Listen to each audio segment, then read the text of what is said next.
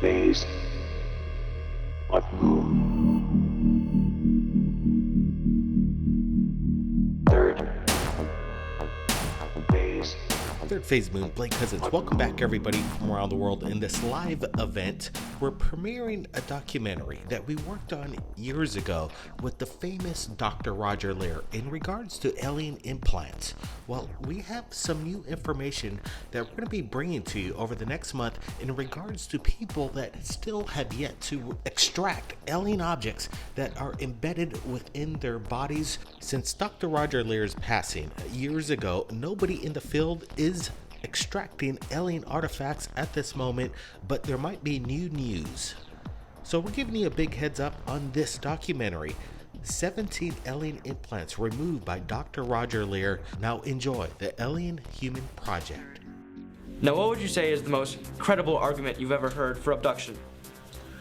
Well, the most credible argument that I've heard for abduction in the cases that we've done surgery on would be very hard to delineate, because when we set up our set of criteria and protocols, the individual must have some kind of a memory of being associated with the abduction phenomena. When Bob Bigelow or NIDS decided to take on this responsibility of doing the metallurgy, I had to do some studying so that I could just interpret what they had to say. And I started getting reports back, and the first report we got back was they were comparing. This was Los Alamos National Laboratory. Mm-hmm.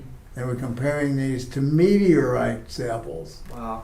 Well, we know if somebody didn't step on a meteorite or get one whacked through the back of his hand, it wouldn't. So it has to come from outer space. Had to come from outer space, and they're calling them meteorite samples. So that was rather mind blowing. So that was the beginning of the scientific aspect. So I figured, well, if we're going to carry on with this, we better set up some scientific protocols and criteria for doing this kind of work. And then we formed our 501c3 nonprofit organization, ANS Research, and no charges were then ever made to any of the surgical candidates. I see. Now, I know, because you've written a lot of books, clearly, people must have heard about them. How many people ask you, can you inspect me and see if I have any alien implants inside my body? Do you get a lot of emails per day? Well, I get a tremendous amount of emails, sometimes 3,500 a day. Wow. And yes, we have now instituted a methodology, a scientific methodology, for looking at the possibilities of whether somebody might have an object in their body. And Steve and I both have equipment that we can go, for example, to a conference. Let's say, tomorrow an alien revealed himself to the general public. How would you say people would react? Would there be mayhem and riots, or how would it go? Well, if the alien presence were known suddenly, one day, for example, I like to use the example of a huge multi-football field alien craft landing on a busy freeway during rush hour. Would there be a panic? The answer is yes, there would be a panic, because people would be on their cell phones calling Caltrans to see how long they were going to have to sit there before that thing got out of the way so they could go back to get home to watch the Lakers game. But see, it just indicates the quality of life that we have here in the United States. Probably the least important thing of an individual who lives in the United States, at least, is extraterrestrial beings. As long as it doesn't interfere with you personally, then it could be fine, or it could be not fine, or who cares? But because that relationship has been made fun of for so many years, well, we don't even take it, the common person doesn't even take it seriously. So the world is changing, and the world has got to finally know the truth. Government sources and private industry has taken over most of the knowledge of the extraterrestrial presence. Yeah. I guess, do you have any good guesses as to why aliens would contact us? What makes us stand out that aliens would want to put their implants inside of us? Well, I think in order to understand what the alien approach is to human life on Earth, we have to have a good understanding of our history, which we don't and which nobody seems to care about except a few. But if you go back and you look at ancient history and you look at ancient paintings and wood carvings and so on, even liturgical paintings with Jesus, you're going to look up and you're going to see a typical saucer UFO craft flying around, even back in those days. So, we don't know where we came from. We've been looking for the missing link for year after year after year. Where's the missing link? If we look at the writings of Zecharia Sitchin, the late Zecharia Sitchin just passed away, and he wrote a set of books called The Earth Chronicles. And he says that 435,000 years ago, from another planet in our solar system called Nibiru, the group or race of individuals called the Anunnaki came here, and their head geneticist, whose name was Enki, manipulated what was already here into human beings. Wow.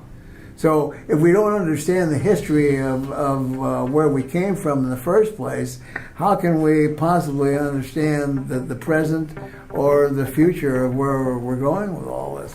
So, can you tell me a bit about yourself and your role within this program? Yeah, my name's Steve Colburn. I'm a material scientist. I was educated at UCLA, and I work in Camarillo, just a few blocks from where Dr. Lear works. And after we met, we decided to have a collaboration on analyzing these objects more thoroughly. A lot of the objects that he'd removed had not been analyzed adequately, so I have done a lot of microscopy and elemental analysis on these objects and come up with some interesting findings. One thing we found out is that the devices are definitely nanotechnological devices. They're not just simply metallic objects that somehow got into the body. They contain carbon nanotube electronics, and carbon nanotubes are the field I'm working in my regular job. And they give off radio signals, and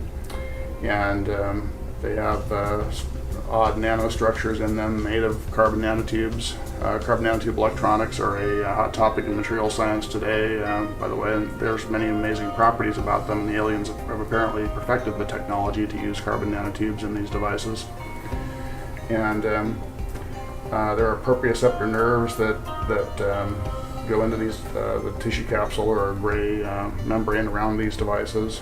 And one of the most fascinating findings was that that these devices contain many of them contain meteoric iron from the judging from the trace element pattern of gallium, germanium, precious metals like iridium and platinum. And iridium is not found on Earth in any great amounts. And we did the isotopic analysis of various elements from the metallic cores of several of these devices and found out that they were made from off-planet material, extraterrestrial material. There's a certain pattern of isotopes for each element on Earth, and if that pattern is varying by more than 1% or so, then it's the conclusion can be drawn that the material came from off-planet. And some of the isotopic ratios and the elements in these devices are extremely skewed compared to quite unlike the isotopic ratios of elements on Earth. In fact, Dr. Kuntz, our colleague who's also involved in the research, concluded that they probably came from somewhere else in the galaxy. They don't even seem to be from our solar system. These devices have carbon nanotube networks inside the metal. So they're obviously manufactured devices, and they seem to be well beyond the technology of civilian science at this point. So it's not possible that this something like the nanotubes could it be made through nature? It has to be manufactured. No, they were discovered in 1991 in Western science. The Russians discovered them perhaps 10 years before that, but they're not known to be found in nature, and certainly not in meteorites. So there's no way that it could be faked, really. No, I don't think so. Some people have argued that these devices could be made by black government projects, but I think that the fact that they contain extraterrestrial material argues strongly against that. So what you're saying that it was discovered in 1991, right? The nanotubes. Yeah, and many of these objects And date, these date come from, before. date from well before the discovery of carbon nanotubes in science on Earth. These people reported that these objects were put in like 30, 40 years before a lot of times. So when you say nanotubes, do you mean that these things could be used to store information, perhaps? Yeah, they can be made into electronic networks. Carbon nanotubes are like. Let me give you a little bit of background. Graphite is a hexagonal array of carbon atoms, and these layers are stacked. If you take one of these layers, one of these hexagonal arrays of carbon atoms, and roll it up into a tube, that's a carbon nanotube. And there's various types of carbon nanotubes with different numbers of walls. Single wall are the most studied right now, and these contain single wall carbon nanotubes. Single wall carbon nanotubes are often less than a nanometer in diameter. These are small diameter single wall carbon nanotubes that are in these devices, and those can be used as electronics because there are metallic and semiconducting single wall carbon nanotubes. So you're saying this is very tightly stacked, and if you took out if you laid it end to end, it would definitely be a lot larger than it would. So all this information is tightly stored together, compacted? Yeah, I would think so, yeah. The total length of the carbon nanotubes in one of these things might be several miles. I haven't figured it out, but Wow. it's got to be a lot. So the technology used to compact that much information so tightly seems to be pretty futuristic. Definitely, I don't understand how the metal could actually be put around the carbon nanotubes without destroying the nanotubes, because the melting point of these metals is like 1500 degrees Celsius, and if you poured molten metal over the carbon nanotubes, it would just destroy them or convert them to metal carbides. So would it be possible to say that the information required to make one of these carbon nanotubes isn't readily available on Earth? It must have come from somewhere else? We can make carbon nanotubes, but to make a 3D intricate composite like this with carbon nanotube electronics inside the metal, that's well beyond our technology at this point. We've speculated that they might be physiological monitoring devices or listening devices. They're definitely relaying information about the subject to the aliens through radio signals. They're not always transmitting, so... Have you noticed actual radio signals emitting from it? We've detected radio signals coming from them, and in two of my reports we outlined some of the frequencies that they give off. The last two devices we detected radio signals from. Are they common radio signals that are found on Earth? Some of them are aeronautical and satellite communication frequencies, but there's also very high frequency microwave discharges as well. So could it be possibly dangerous to have a lot of microwaves emitting from inside a person? I wouldn't say it's a lot of microwaves. We've only detected perhaps milliwatt levels of power, but it's hard to say. There's been no ill effects noted from anybody having these devices inside them. What about after the surgery? Has there In fact, they don't have any rejection or immune response by the body. So that it's possible to not even notice these tiny things in your body? Yeah, most people don't notice them at all. So would it be fair to say they see that them on an X-ray? would it be fair to say that there might be a lot of those in a lot of different type of people? Oh, that's very safe to say. Wow. Some of the frequencies that we've been able to gain some knowledge of from classified information is that they are deep space, fixed or mobile deep space frequencies. And that presents quite a conundrum because what advanced civilization would be using a radio wave to begin with? So do you think it'd be possible that the government could know about these nanotube technologies? I think they know about them. I don't think they can reproduce it as yet, but it's anybody's guess how much technology the Black Project community has. Some of their stuff is reverse engineered alien technology, reportedly. So would it be possible to take this apart and perhaps learn the secrets of what's inside it and perhaps use it for our own technology? That's what we'd like to do at some point. We'd like to take one of these devices and do mount it vertically on a scanning electron microscope mount, and take an elemental map of one layer of the object, then etch away a layer with a beam of fast atoms, and then do the next layer and get a three-dimensional structure of the object that way. How strong is the object? Is it easy to break? This one, I don't know. I haven't tried to cut it yet. Most of them are fairly easy to break. I've cut 4 so far, and 3 of them are fairly easy to break. One was immensely strong and could not be cut at all. With even diamond tools wouldn't scratch it. It appeared to be some kind of highly advanced iron metal matrix composite with carbon nanotubes. You mentioned there was a sort of biological capsule that surrounded it. Would that be used to protect it, to prevent it breakage? No, I don't think it's to protect it. I think it's to organize the neural input to the device somehow. Is that if we were able to back engineer some of the technology that we have in these devices, we could prevent, for example, inflammatory processes and rejection. In other words, if we could make something similar, you could wrap a heart, a kidney, a screw, a pin, or whatever, and instill it into the human body, and the person would not have to take any anti-rejection medication for the rest of their life. Jeez. 3 young children, about 9 or 10 years of age, who lived in Tennessee. And they decided to go out on a little local camping trip. So not too many blocks away was kind of like an empty field and so on. So they packed their primitive sort of gear, which was blankets and things of that nature, and things to cook over a fire, marshmallows and so on. And they went out, and they didn't even have a tent. They used sticks. They gathered sticks and they put the blanket over the sticks to act as a tent. And they roasted their marshmallows and told jokes and so on. Well, at about 3 o'clock in the morning, they noticed that there was a very bright star up ahead, above them. And the 3 of them all concentrated on this star because it was so bright. And the 3 of them watched as this star descended closer and closer and closer. And as it got closer, they saw that it was a craft. The next thing that happened was that when the craft was about 50 feet over their heads, a beam of bluish-white light in a cone came down over the 3 of them, and they began to levitate up in this cone of light.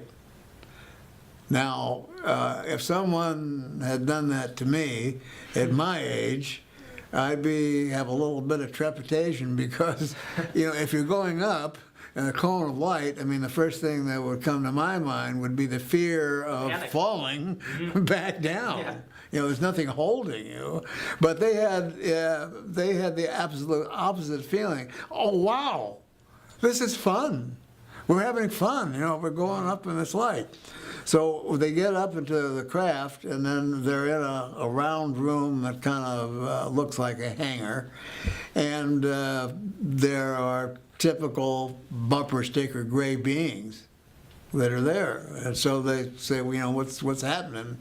Man, what's going on? I said, have no fear. You're going to be returned. You'll be fine. We're just going to take a look at you folks for a few minutes and so on. But their fear was in being separated. Greater fear for each other than for each as an individual. Then when they finally were separated, they were taken down different corridors that went off this room. And under hypnotic regression is when they described what they saw off the corridors, which were rooms that looked like hospital rooms.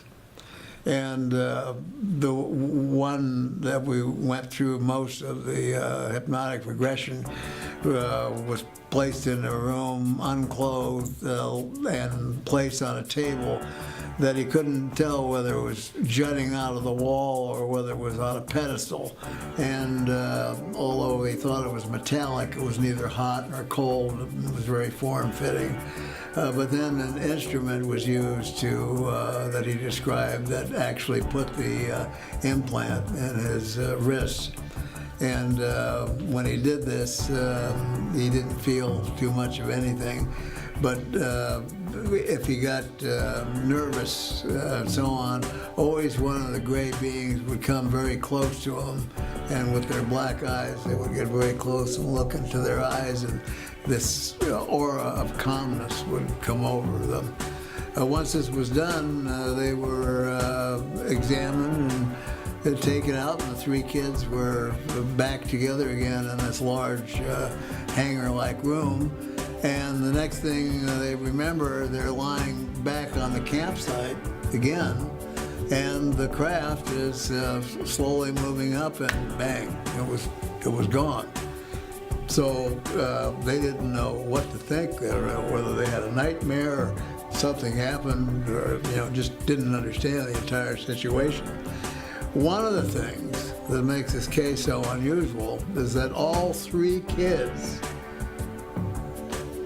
did something very strange after that, like a suggestion was put in their heads or whatever, but they actually stole into this person's backyard that had a vegetable garden, and they tore up the vegetables and ate them.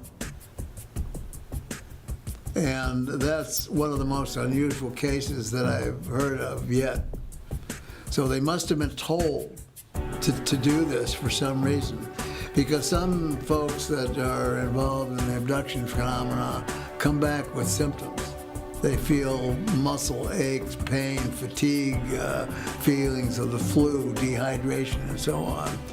But the three kids, in asking them questions, of course they weren't kids when we did the surgery, but in asking them, if they had any ill effects from it, they don't recall anything. So maybe what they got out of the vegetables was something that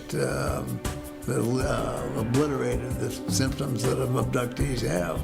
Now, what procedures and protocols do you follow for the surgery? Well, the procedures and protocols that we follow have to be kept 100% in order to make this a scientific study, because we try and stay with the scientific method. One of the things we do is when a patient contacts me, they have to convince me that they have an object. And that's either through an X-ray or a CAT scan. We don't accept MRIs because MRIs can produce false positives for foreign objects. For example, in an MRI, if you're looking through a slice right through the top of a blood vessel and there's blood flowing through a vessel, you'll see a nice bright spot. But that's not a foreign object. All it is a cut through a blood vessel. So if they send me X-rays or a CAT scan, then I take them to the radiologist and I get it confirmed that this is a foreign body, and what his guesstimation of the material is. Is it more dense than the surrounding bone? Is it less dense than the surrounding bone? We know if it's more dense than the surrounding bone, it's probably on the metallic side. Also, we have other consultants that we use. For example, we've had a couple of cases that were dental cases, and these were dental x-rays. So we have dental experts that go ahead and will look at the x-rays, and then they'll make suggestions as to whether they need further films, a Panorex or a CAT scan.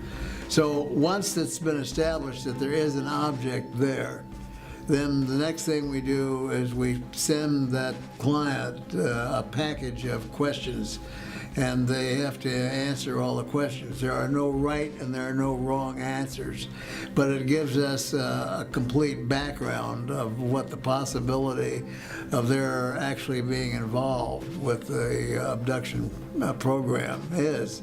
Also, one of the forms amongst this questionnaire is a gradable form on probabilities.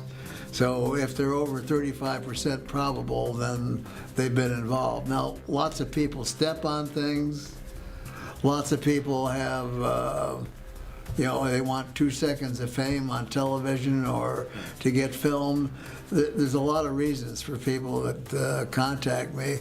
They may be not abductees at all. Some abductees don't get along well with the problems. And as the late John Mack wrote in his book, there are 7 traumas that are involved with alien abduction, and only one of them is the event itself. Another one is who are you going to tell? Who's going to believe you? So you have this argument that goes on continuously. So a lot of these people are not well adjusted. A lot of abductees have problems. They can become alcoholics, drug addicts. They can be confined in mental institutions. So you have to sift out these people to become part of the study, and this is one of the first things we do. Then once they are accepted as a possible surgical candidate, do they want the surgery? Do they want it removed?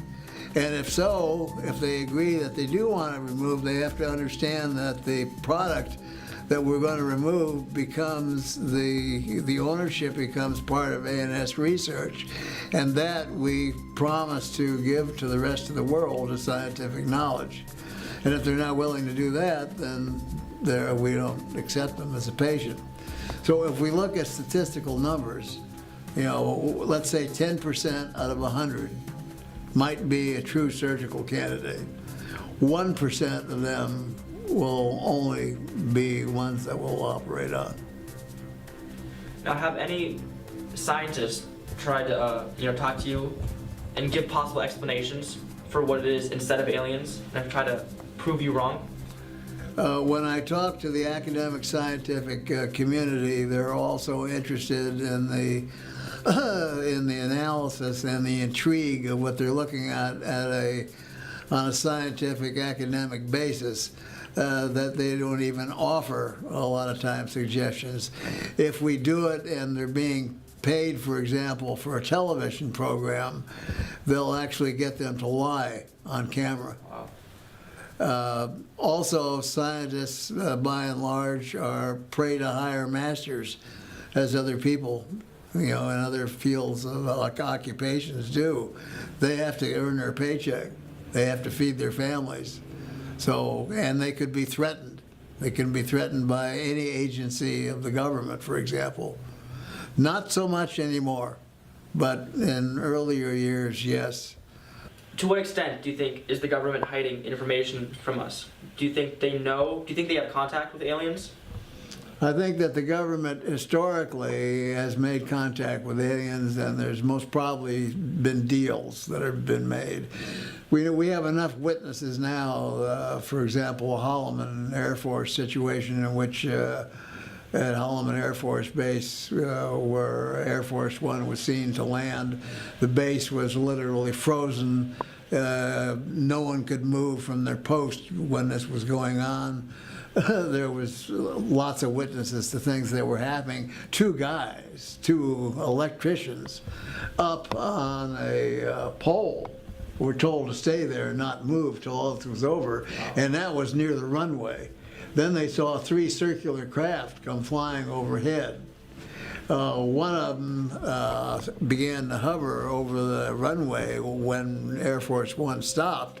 Another one took off and went 20 miles away and hovered over a park, and the third one was somewhere else lingering around. And it was said by the lineman, who had a good view of this whole thing, that President Eisenhower at the time, got out of that plane, walked over to the craft. They saw a ramp come down. He walked up the ramp and shook hands with some kind of a non-human being. Went in, was there for about 20 minutes, came back out again. The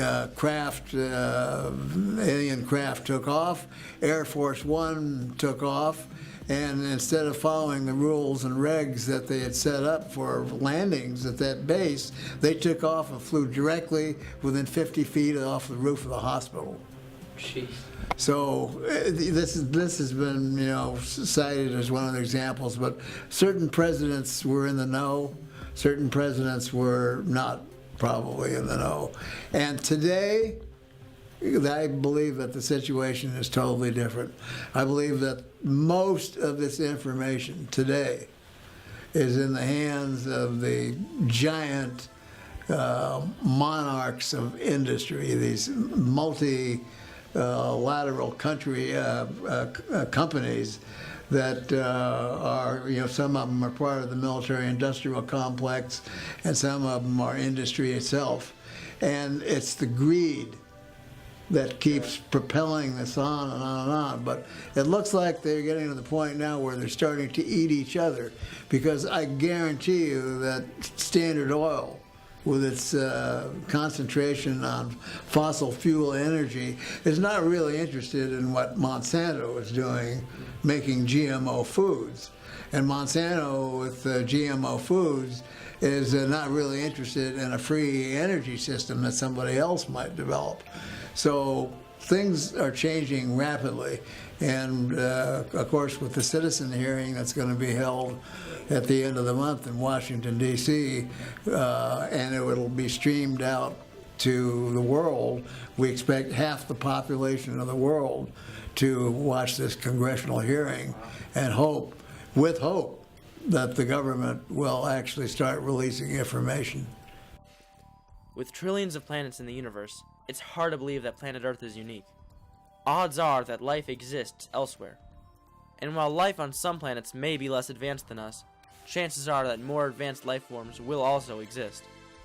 So the question becomes, will these advanced life forms have the ability to travel to Earth? And, if so, secretly tag us with extraterrestrial hardware during their visits? Prior to interviewing Dr. Lear, I might have said no. But while I still have my doubts, Dr. Lear makes a fascinating case for this, and now I'd like to know more.